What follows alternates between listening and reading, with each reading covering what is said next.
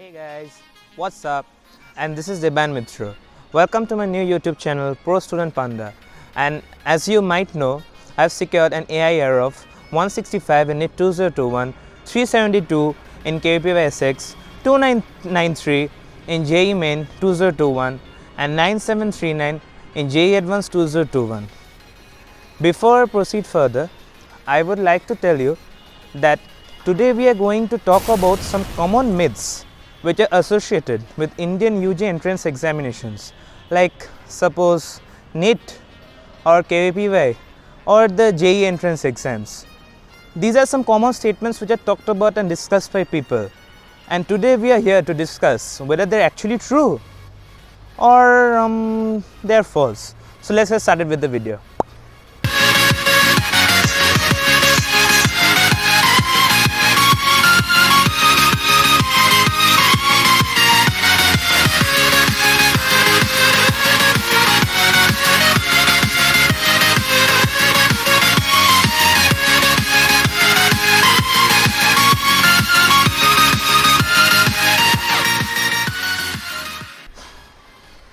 So the first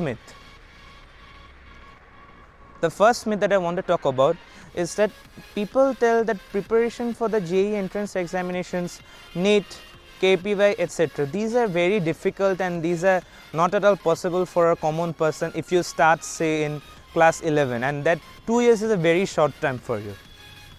I want to bust that myth right now by telling that it is indeed possible. What people see as difficult, that's not actually difficult or impossible, it's actually lengthy. The only problem with NIT, KPY, JEE or any other Indian entrance examinations is that there's an infinite amount of content and detail which is packed into a very short period of time, that is 2 years.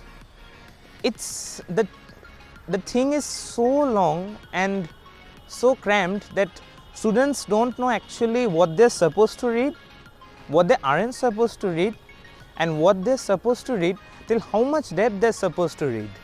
This is even with the teacher's guidance, this becomes a very big problem in Indian competitive entrance examinations. So I have come up with a solution. The only solution to this is to bind yourself within a pretty rigid, it would be good if you could make it a more rigid schedule, but if you have any other problems, then you have to change the schedule and make it flexible and like that. But the main essence of this is you make a schedule and you create a timetable of your own and customize it according to your own needs. See, I'm not talking about people who are super focused and hyper concentrated that I have to get KPY, I have to get NIT or have to get JEE. They can sleep like only 4 hours a day and still be working throughout the day. In the morning, they'll get up, they'll sit for 30 minutes and write a hour-wise schedule of what they will do throughout the day. But me, or in fact you, we most probably are common people. So we will have difficulties in following this tight, rammed and jam-packed schedule. So I've come up with a solution. You make a timed schedule of your own in which you first take one subject, suppose physics, then you rotate it with another subject and you take chemistry, which you would say is a bit less conceptual and a bit of more memorization or rote learning as we like to call it, and then you put maths or biology at the fag end of the schedule. In this way you will not only feel bored between any one subject, you will also feel the inclination to sit at your study desk and be productive for a longer period of time if you switch over subjects instead of saying packing your entire morning with physics and first reading physics and then solving physics problems, or getting stuck with a maths concept which you cannot understand throughout the morning and trying to figure it out, doing sums and still getting stuck and then going to teachers. That's not the solution. The solution is keep on rotating your subjects. Myself would divide the day into blocks of 3 hours each, and after every 3 hours I would take a compulsory 1 hour break so that I would feel rejuvenated and start with new vigor and compassion for the next slot. So what I would do in the morning, I would schedule a pretty difficult topic, because in the morning after a quick brush and splashing some water on my drooping eyes, I found that it was easier studying a difficult topic and memorizing it, or solving sums and putting my brain to work.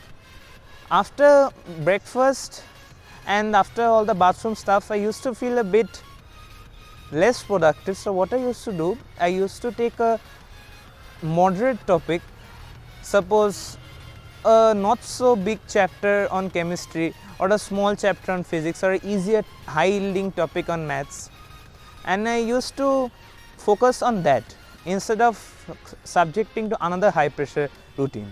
After that, I used to have my lunch.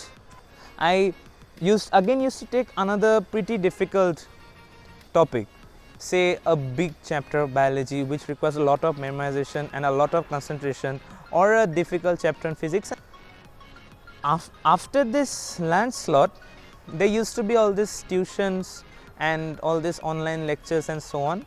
And after that, in the night time, since I was not generally so fond of naps, I used to take a maximum half an hour nap or so throughout the day. I used to 12 or 1 o'clock, and I used to get a good 6 hours sleep, and then I found myself pretty rejuvenated and fresh throughout the day.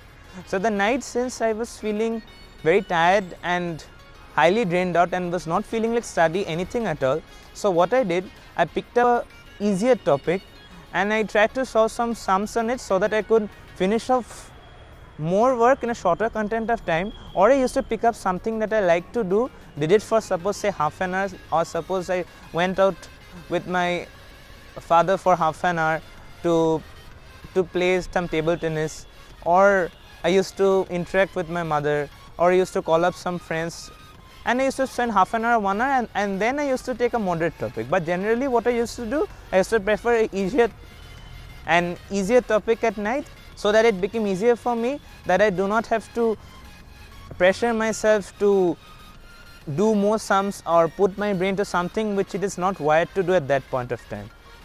If you have followed me throughout this entire period of time, and if you have liked watching this video, then drop a like down below, hit the subscribe button and drop a comment. If you do that, I will be more motivated to make more such videos on productivity and give you tips and tricks on how to improve your life as a school student or as a med school student, so that you can study and also have time for your own passions and your own desires in life. And you can also comment down below what type of content do you want to see more on this channel, or if you like this myth series, then you can also tell me to continue with this myth series. I am not perfect, and no student in this world from the end of humankind can ever be perfect. We each have our own faults, we each have made our own mistakes, and these are some of the common mistakes which I had made and I am now sharing with you. These are my personal tips. You might find it helpful, and if you found it helpful, make sure that you tune in to my next video, which I will be uploading before Saturday next week. Bye and adios anyway. Let's go.